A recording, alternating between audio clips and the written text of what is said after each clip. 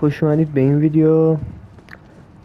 ما توی ویدیوی قبلی که حالا لینکش رو تو دیسکریپشن میذارم باس اونیکس لورد رو کشیم که دقیقا تو این منطقه هست در اینجا.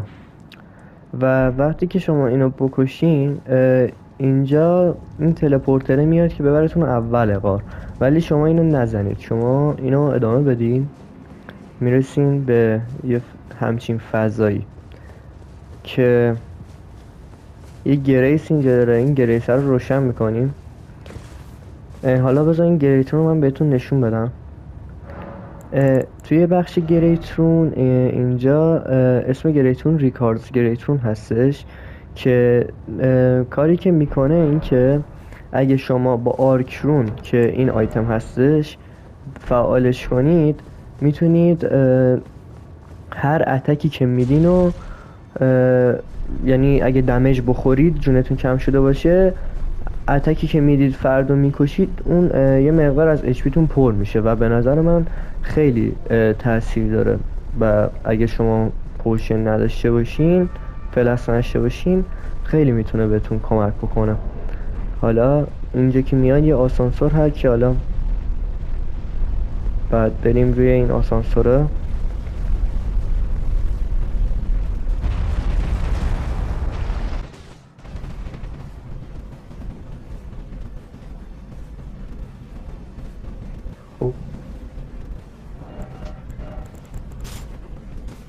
و گفتم چون بیل قبلی که باش اونیکس لورد رو زدم بیل بلاد بود، ولی خب بیلدم رو عوض کردم و بیل ایمان گذاشتم که حالا بهتون میگم هم چجوری بیل ایمان چجوریه، همین که چجوری بیلتون رو تغییر بدین. رسیدیم بالا اینجا گریس، این گریس رو روشن میکنید، یک سمت راست ادامه میدین و میرسید به یه همچین مکانی که دقیقا مثل همون گریتون گادری که اینجا اون گریتون هستش و دریافتش میکنید. و اگر گریتون برای شما نبود، یعنی شما این باسی که اینجا عکسشو براتون میذارم، این باس رو حتما شکست بدید که این گریتون اینجا بیاد براتون. میرم براتون این گریتون رو تست کنم. اینجا خوب.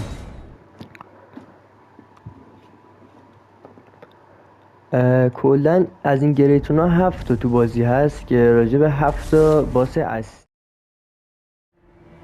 که حالا بذارید من بهتون نشون بدم. اینجا آرچون رو که فعال میکنید اونجا میبینید روشن میشه.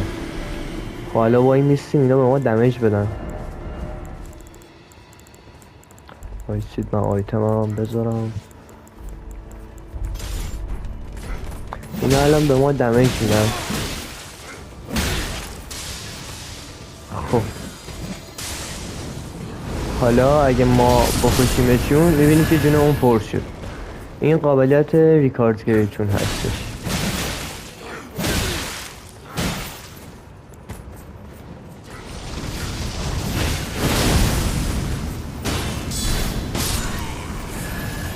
هر حالتی شما بکشید جونتون باش پر میشه و یکی از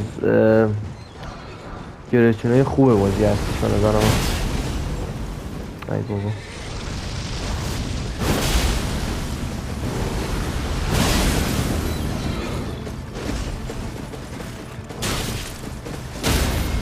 آها ببین که جونمون پر شد.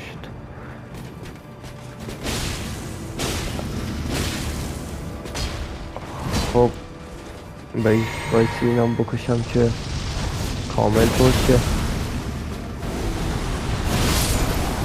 خب اینم از قابلیت این گریتون. مرسی از اینکه این ویدیو رو دیدید.